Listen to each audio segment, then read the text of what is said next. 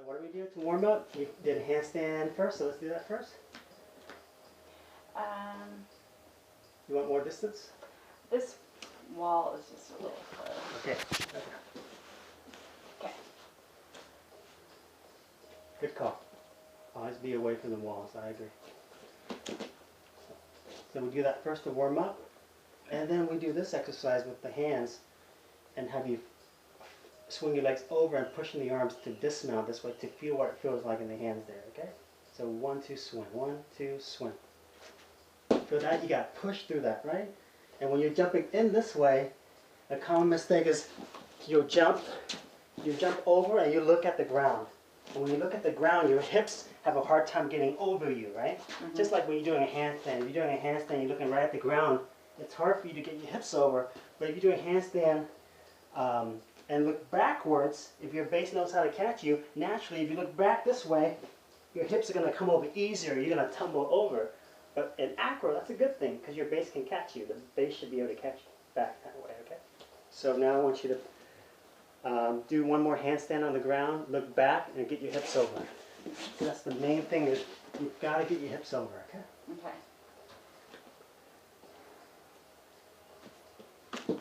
Okay. Beautiful. Okay, one more. Reverse. Tuck, 1, 2, swing. And push.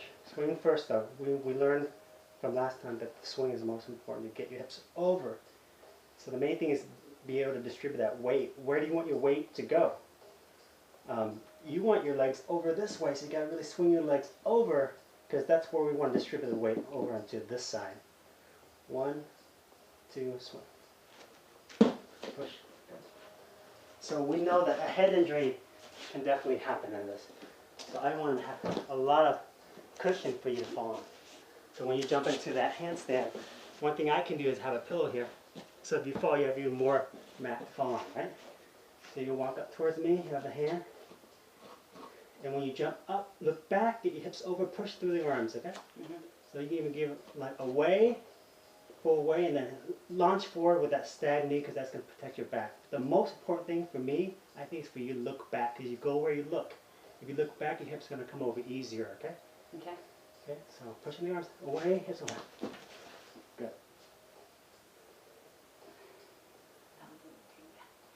Okay, we're coming back out. Tuck. 1, 2, swing. 1, 2, swing. Good. Now pushing through the hands is going to help you a lot, okay? Again. What can I do differently? Push through the arms a little more, but that's my second focus. My main focus is for you to get your hips over. Because once your hips are over, I can catch you. But if your hips don't come over, you're going straight up and straight down.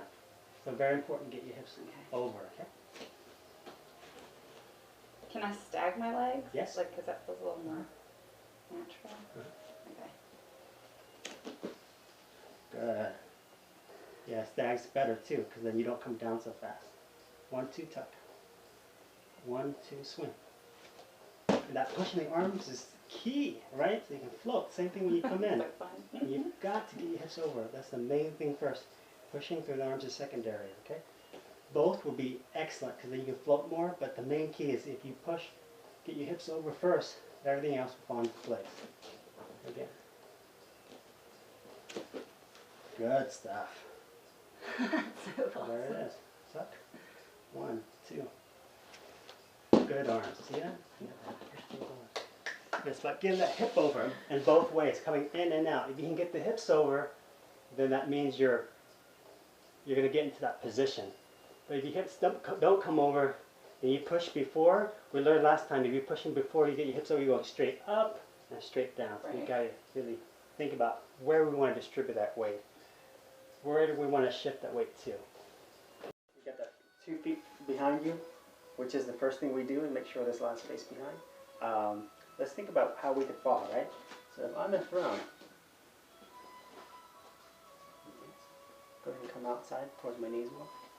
So if I'm in throne, 2, 1, up. If I fall forward, your hands are here to protect me, right? Because I can push off. Mm-hmm. Now if I fall backwards, I could really hurt myself, right? And the only way that I can protect myself from falling backwards is to keep my hooks in. That's why when we're in a throne, I've got to hook that in. That way if I fall back, I can use that to leverage myself from falling backwards. So that's why the hooks are really important, right? And a common thing is sometimes you'll fly a new flyer and they'll hook it behind here. Really common. But that doesn't really help them from falling backwards. Because they'll just slip right off. It'll protect them from falling forward. But that's why we want to hook it forward this way. Because if I do fall forward, I have your hands to protect me. So that's why we hook the feet from the front. So if you have a fly, hook it from the back. Have them suggest that they hook it in the front, because that way they can protect themselves from falling backwards. Okay. Right? And also, if they're up there and they're hooked in, if both legs are hooked in and their fly is falling out and they're still hooked in, they can come down on you and crush your legs too, because everything's hooked in like that. So you want to, in my opinion, start with easy throwing first when the feet aren't hooked in, where you're supporting their feet, and that way they're not wrapped. And if the flyer falls, their feet are out in front of them, they can just land on their feet first. Okay, so let's do easy throwing from here. This is the easiest way I found to base throw, right? We'll go over here, by your ears. You bring your feet up towards my butt, right there. You can grab my ankles, and on 1, 2, you push me back, and then bring your feet at 90. Perfect. And then now we can adjust where your hands are underneath my feet. Good. If I fall, I have my hands to protect myself, right? Yeah. Good. Let's do that again. Right there. So with me as a flyer, I'm going to push into your hands and have you have something for you to push off of, right? There it is. Good. I'm sitting straight. A common thing is flies will sit up. I think it's good for flies just to really sink into your feet. It kind of creates a feeling of weight coming down, and I'm centered right on your feet there, right? There it is. I'm trying to find that 90 with your legs.